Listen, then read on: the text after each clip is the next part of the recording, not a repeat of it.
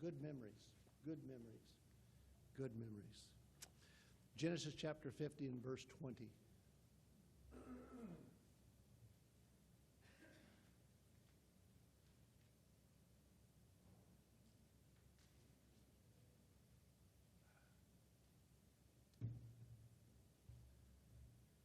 Tonight is the last night on the Joseph. We did 10 messages on Joseph. Tonight's the last night. Just kind of try to just wrap it all up, kind of cover the things that we've talked about. We've asked a series of questions, excuse me, a series of questions as we've been doing these messages. Tonight, the question I want to ask you is, can you trust God with the details of your life? Can you trust God with the details of your life? We say that we can, we say that we do, we say that we have full confidence in God, but when it's really put to the test, can you really trust Him? Do things really all work together for good? If you've ever been faced with having to answer that question, you'll find out where you're at in your walk with God. Do all things really work together for good? Consider a couple following stories that are true. Baby's born with a serious defect. The doctors tell the parents it won't live more than a few hours. Baby will not live more than a few hours. And when the parents take the baby home, the doctors say, if something happens, don't even bother coming back. We can't save the baby. A few minutes later, she dies. Or how about a youth group returning home from summer camp? They get to within a mile of home. The bus crashes on the exit. You probably have heard this story. It hit a concrete abutment, and it rolled over. There were several dozen that were injured. The youth director's wife, their unborn child, and a mother of 5 dies. Question prompts the question, why? Why did this happen? Why did this happen? In your own mind and in your own life tonight, you may be going through things and you're asking yourself, why is this happening? What is going on? What is going on? No matter how many sermons you hear or how many Bible verses you memorize, you still have the question, why? Why?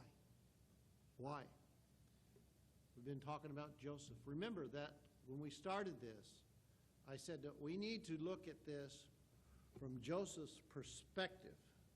We're looking at these things as they come up. And we went through basically, 23, well, if to the end of his death, what's that? 93 years of his life. But we need to look at it as these things are happening, because that's what we need to learn from God's Word. We need to see it from His perspective. Why? Because that's the way we view everything that happens in our life. We cannot see the end from the beginning. In Joseph, we can go to chapter 50 and see that everything turns out for good. That was great. But Joseph didn't know that. He's looking at it from this side, and he's certainly asking the question, why? Have you ever asked, maybe not out loud, but in your heart, where are you at, God? Where are you at? Am I the only one? Being transparent here. Am I the only one? Questions come. Why me? Why now? Why this? We've asked several questions, and these are basically fundamental questions that we have to answer in our own walk with God. It's a personal relationship. You cannot hang on to your wife or your husband's relationship with God and say, that's me. You cannot hang on to your parents or grandparents or your children or even the churches. This is a personal walk that we each and every one has with God. And we need to answer these questions if we are going to grow in the Lord. The questions that we ask is, Do you know why you were born? I was born for a purpose. God has a purpose for my life. He has something that he wants me to do. I think we're born and then maybe you become born again into God's family, and you just go through life kind of making your own decisions, never considering God. God has a purpose for our lives. Have you discovered that? Why were you born? Do you know who you are? Sometimes we'll say, yes, I'm a Christian, but then we go out and live like the devil, and nobody knows. When you're waiting for something to happen, you don't know what's going to go on. Are you willing to wait on God, was another question. And then the question came, how big is your God? Is your God big enough to handle your problems? Is your God big enough to handle your problems? You know, we know he is big enough to handle our problems. Talked about, are you ready to face your past? Are you ready to face your past? About those things that maybe has happened in your past. And are you ready to confess? And are you ready to move forward? Talked about, are you ready to be set free from those things that hold us down, those sins that bind us? Talked about, are you satisfied with God? Sometimes we tend to think we might have a better idea, a better mousetrap, how this thing should work. Oh, God, you're just not working this out for me. So what happens? A lot of times at this point in time, people pick up and move from church and go to another church. Things are just not happening for me. And then last week we talked about, how will you be remembered? We talked about walking into death's gate so that we could live our faith through the end, so that all those eyes watching us around, our children, our grandchildren, those brothers and sisters in Christ, will know that we lived our life for him to the end. And then we come to this question, can you trust God with all the details in your life? Can you trust God with all the details? We all need to answer these questions. If you don't answer these questions, then you'll just go through life. It's got a little bit of a ring here, Matthew, a little bit of a ring. You'll just go through your life and you'll never really grow because you're never dealing with these issues. Never dealing with these issues. You know, as we've journeyed through this story of Joseph, we've been amazed by this man, Joseph. This man, Joseph, who was a teenager, was 17 years old when all these things started to happen. And yet, you know who the real hero of the story is? It's God. It's God. Romans 8:28 says this, and we know that all things work together for good to them that love God, to them who are called according to his purpose. A little tagline could be illustrated by Joseph. I mean, wow. He just kept on going. Why? Because somehow he knew this verse without even seeing it written. All things work together for good that love God, to them who are called according to his purpose. Still, the question still hangs in the air. I wonder why things have to happen the way they do. Why did that baby have to die? Why did that bus not make it to the church? Why? Why?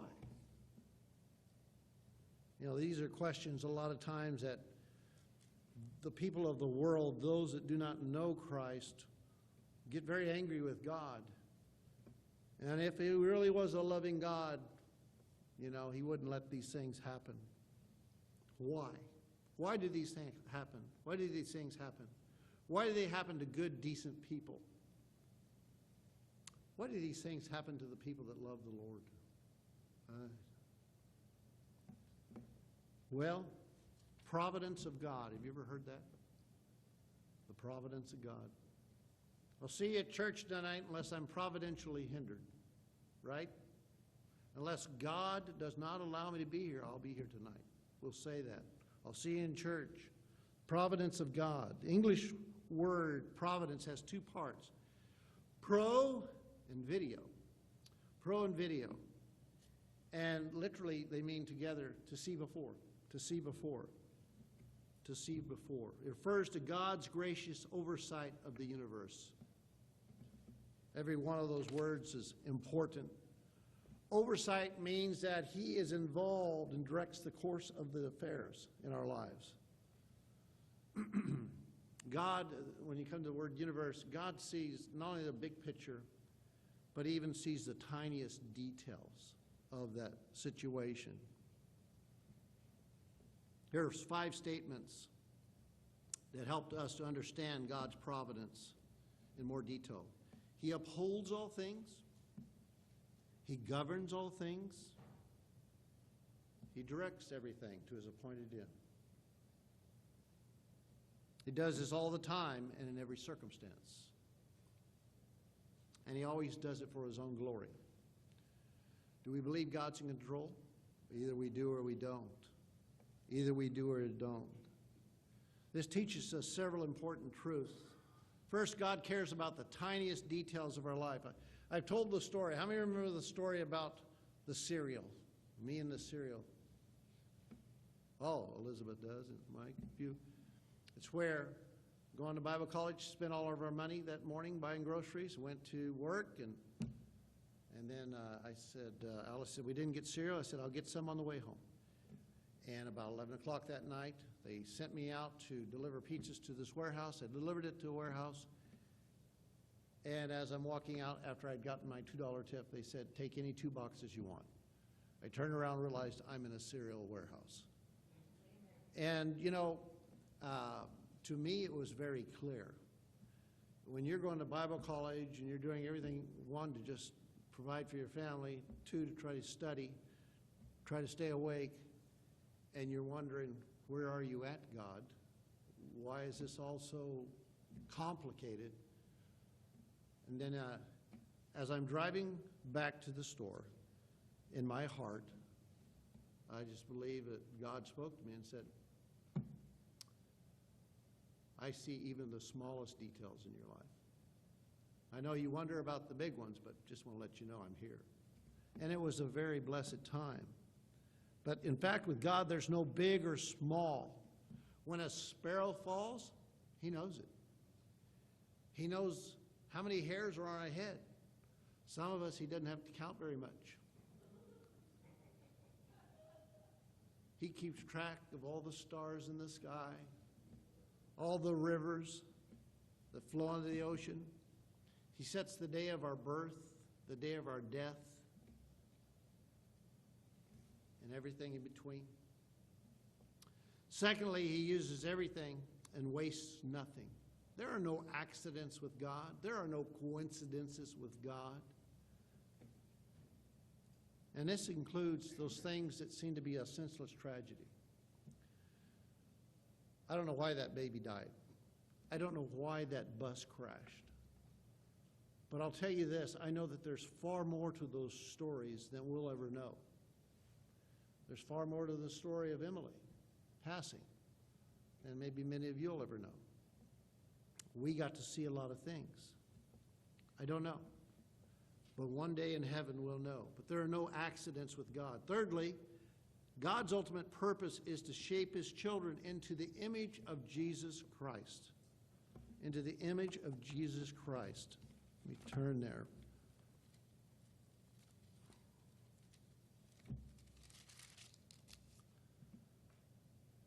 For whom he did foreknow, he did also predestinate to be conformed to the image of his Son, that he might be the firstborn among many brethren. That's the goal. We are to be conformed and shaped into the image of his Son, Jesus Christ. Many Bible verses teach us this. Acts 17:28 says, in him we live and move and have our being. Colossians 1:17 says, and by him all things consist. Hebrews 1:3 says, and upholding all things by the word of his power. Proverbs 16:9 says, a man's heart deviseth his way, but the Lord directeth his steps. Psalms 115:3, but our God is in the heavens. He hath done whatsoever he hath pleased. The doctrine of God provided really is a combination of 2 other attributes. One is wisdom. He makes no mistakes. Wisdom, he makes no mistakes. And goodness, he has our best interests at heart. I've heard my father-in-law talk about these two very things. Do you remember Noel Smith? It's from Tennessee. And my father-in-law would say with that Tennessee accent, hear me now, hear me now. God's too wise to make mistakes, and too good.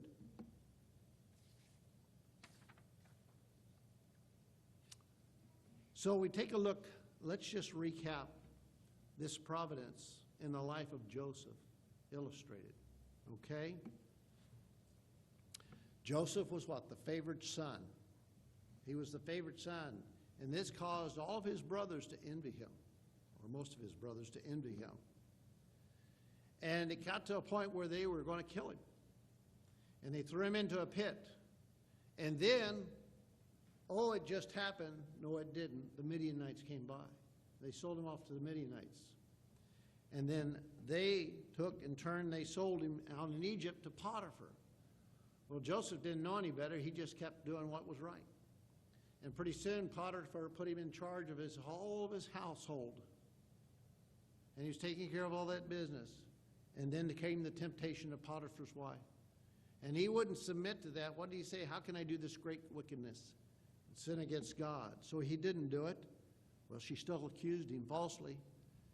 And Potiphar, like any good husband, became angry, threw him into prison. So now he's in prison. Well, he just keeps doing right. He's put charge over some prisoners. And he meets a couple of guys, a baker and a butler. And while there, he talks to them, and they had dreams. He tells them what their dreams meant. One, you're going to get out of here. One, you're going to die. And then he said, remember me when you leave out of here. And they forgot him. He was forgotten. 2 years passed. And then it came to the attention that the Pharaoh had a dream. Oh, I remember. And so he came out and he interpreted the dream, and so he was made like Prime Minister of Egypt. My goodness. From being threatened with death, sold into slavery, he's come a long way. He just kept serving God. I don't know how many times he must have asked the question, why, God? Why? Why? I think he had to have. I mean, he's flesh and blood. Why, God? Why? Then eventually there came a famine to the land. Jacob told his sons to go down to Egypt. I hear there's some corn there, there's some grain there. And then in the process, they go down and they meet Joseph. They don't know it's his brother. They think he's dead. Why? Because they had taken his coat of many colors and they covered it with blood and said he was killed by a wild animal, Father. Of course, his father had believed that. But they don't know it's Joseph. This happens twice. And then Joseph reveals his true identity. They're shocked.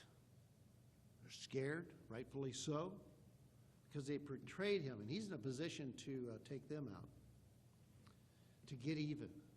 But Joseph didn't do that. Back in Genesis chapter 45, go with me there, Genesis 45. We've read this before, but let's see what he said to them. Genesis 45.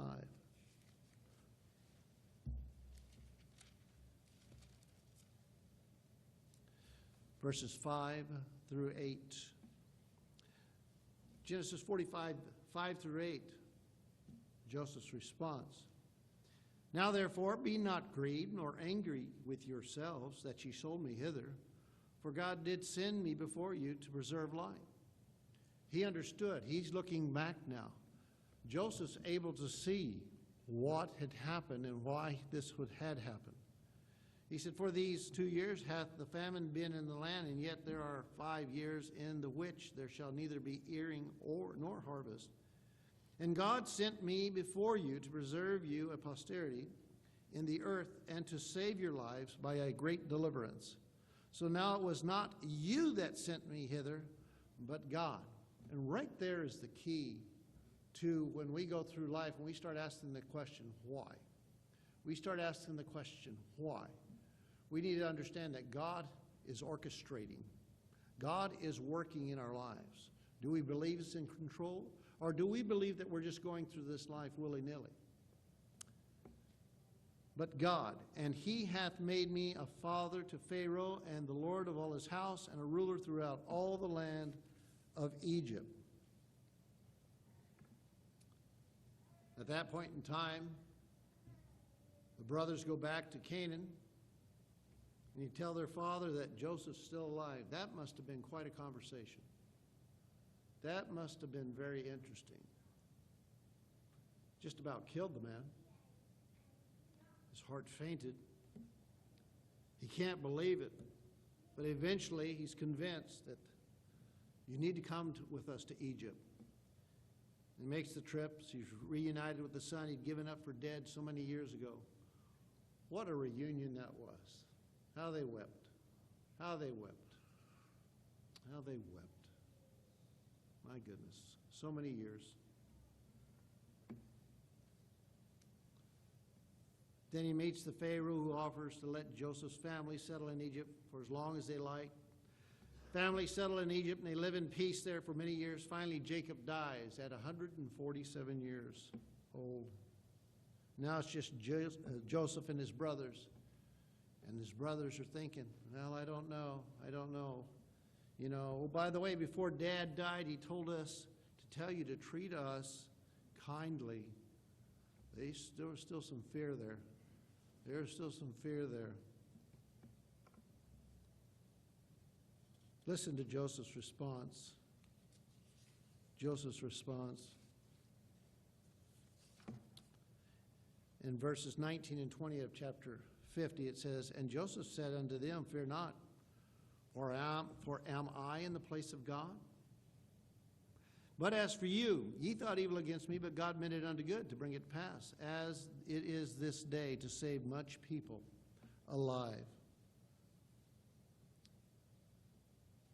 How could Joseph talk like that after all the things that had happened to him? I would like to think that I could have this kind of character in my life, that I wouldn't be offended and upset with people that are my brothers that had done this to me, because I could see the bigger picture and I knew what God was doing. How could he do that? Joseph saw God everywhere. Joseph saw God doing things in everything. You know what our problem is we don't have spiritual eyes. We don't have spiritual ears. Oh, you say I'm saved, but we don't have the ability to be discerning, to at least understand, well, I don't know what exactly is going on. I know that God is in charge and that God is doing something. So I'm not going to be the victim here. I'm going to be the student. I'm going to back over here, and God, I'm ready to serve you when you point out what I need to do, but I'm going to learn what you're trying to teach me. Joseph was not the victim. If anybody could have been the victim, Joseph could have been the victim. Joseph wasn't the victim. He was the student. Where's my verse at, Don? Which one did I tell you this morning? You remember? Romans 15:4. That's close. 15:4. Well, that's 21. Yeah. For whatsoever things were written aforetime were written for our learning, that we, through patience and comfort of the Scripture, might have hope. That's why this story about Joseph is recorded. It's a wonderful story. It's a great story. But it's not there just to fill the pages with ink. It's not there just to fill out, about 10 chapters, this story. It's there for us, for our learning. Why? Because you're going to have the question, why did this happen, God? Why am I having to go through this? What is going on? Why did my baby die? Why did Alice had been back from college just a few months, and one of her good friends, the youth directors, out, give me the names. Yep, I know. I almost had it. They were out, and he was driving the van. They'd been married just a few weeks. They'd been practicing a song. And I think, did he sing it at the funeral? At any rate, almost had it again. They crashed. She died. Sandy Huntsman. And the wife? Connie? Yeah. Why did that happen? Just graduated from Bible college, getting ready to serve the Lord with their whole life, and they have a wreck, and she died. Well, God, I don't see the reason to that. I don't understand that. You know what? I've not been around that story. I don't either. But I believe that God was in charge in that. And Joseph saw God in everything. Whatever was happening, he said it this way. He says, "Ye thought it evil against me, but God meant it unto good." What was he saying? You might be doing these things to me, but God is in control. He's allowing things to go on that his name might be praised. For his glory, they are going on. What the brothers had done was evil. There's no getting around that. No getting around that. And they are 100% responsible for their sin. Let me make it clear that God didn't cause these men to sin. These men made that own decision. They made that decision on their own. But God is so smart. He takes all those bad things that happen in our lives, and he goes, I can work this out. I can make this work. And that's what he does. God's able to take those evil actions of men and use them to accomplish his plans. And that's what he did in the life of Joseph. You see that Joseph, as he was going through, my brothers just threw me in this pit. They're planning on killing me?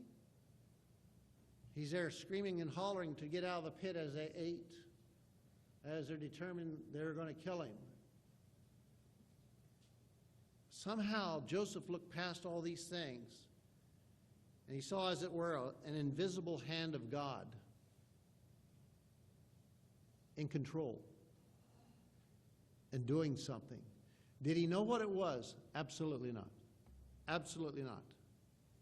But he knew that God was at work in his life. When those bad things happen to you, when sickness arises, financial ruin, I don't know, fill in the blank. Understand, God is doing something. God is always working. God is always teaching. God is always directing. God is always in charge. Joseph understood that. Behind his brothers and all their conniving, God was orchestrating. God was doing something. And Joseph was saying, though your motives were bad, God's motives were good. God's motives were good. It took years and years, though, for him to see this. You know, a lot of times something will happen in the life of a Christian, and we just can't understand why this bad thing happened. And so what happens? Months, years, you may be out of church. When if you'd have hung on, you could have said, oh, I see. And you've grown in the Lord, and you've done his purpose. You've done his purpose.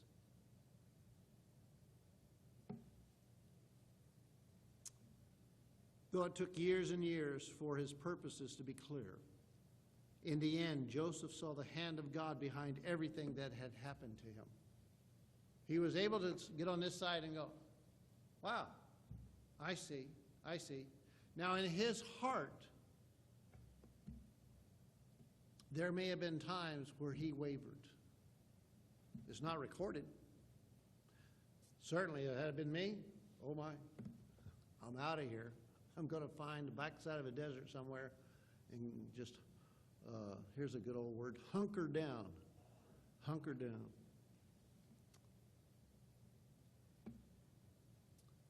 But think about it. It's all orchestrated. Just at the right moment, his brothers threw him in the pit. Just at the right moment, the Midianites came along. Just at the right moment, he was sold to Potiphar. Just at the right moment, Potiphar's wife falsely accused him. Just at the right moment, he met the baker and the butler. Just at the right moment, the butler remembered Joseph. Just at the right moment, Pharaoh called for him. Just at the right moment, he was promoted to like prime minister. Just at the right moment, Jacob sent his sons down to Egypt. Just at the right moment, the brothers met Joseph. Just at the right moment, Jacob's family moved to Egypt. Just at the right moment, Pharaoh offered them the land of Goshen. Just at the right moment, they settled there and prospered.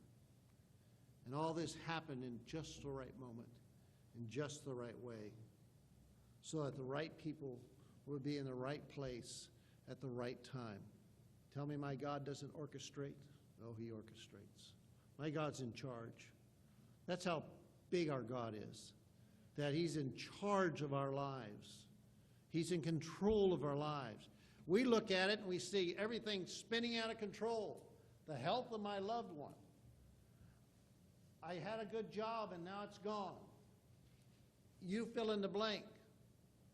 We look at it that way. It's not so.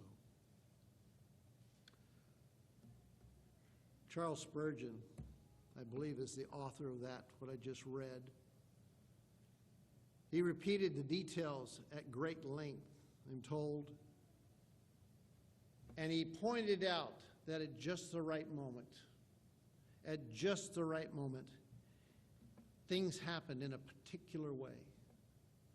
See, we don't have the proper perspective. We need to understand that we need to be able to look at something happening and go, I recognize it's not the best of situation. It might be a very bad situation.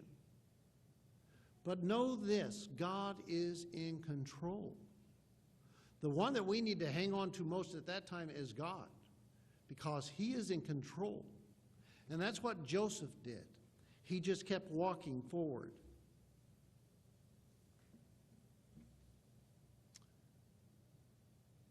Brother Spurgeon, when he spoke of this, and he talked about God can be seen in the very small things of life as well.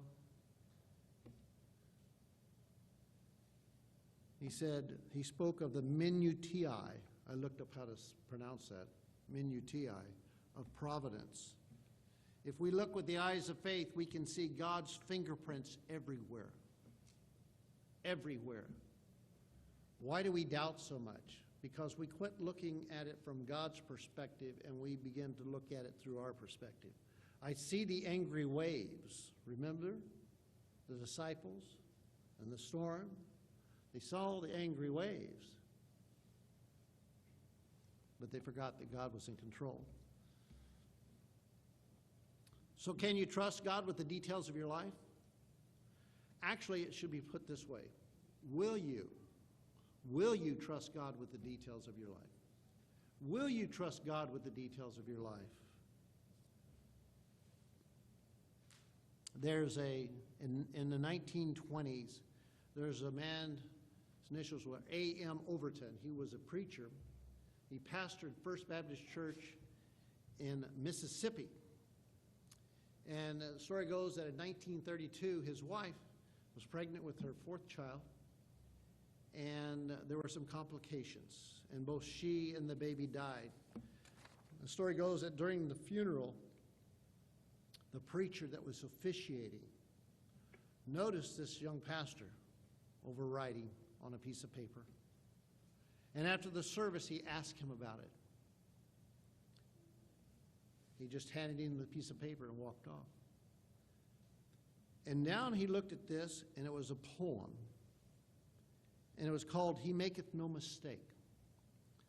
It said this, my Father's way may twist and turn, my heart may throb and ache, but in my soul I am glad to know He maketh no mistake. My cherished plans may go astray, my hopes may fade away, but still I'll trust my Lord to lead, for He doth know the way. Though night be dark, and it may seem that day will never break, I'll pen my faith, my all in Him. He maketh no mistake. There's so much now I cannot see. My eyesight's far too dim. But come what may, I'll simply trust and leave it all to Him. For by and by the midst will lift, and plain it all he'll make. Though all the way, though dark to me, he made not one mistake. Wow. Wow. This man had just lost his wife and his fourth child to death in the grave. Such a faith in God. Such an understanding that God is in control of my life at that point in time. Do you have this kind of faith? If we don't have this kind of faith, then you'll never be able to trust God with the details of your life. When those bad things happen in your life, you'll never be able to trust Him with the details of your life. Every head bowed, every eye closed. Every head bowed and every eye closed.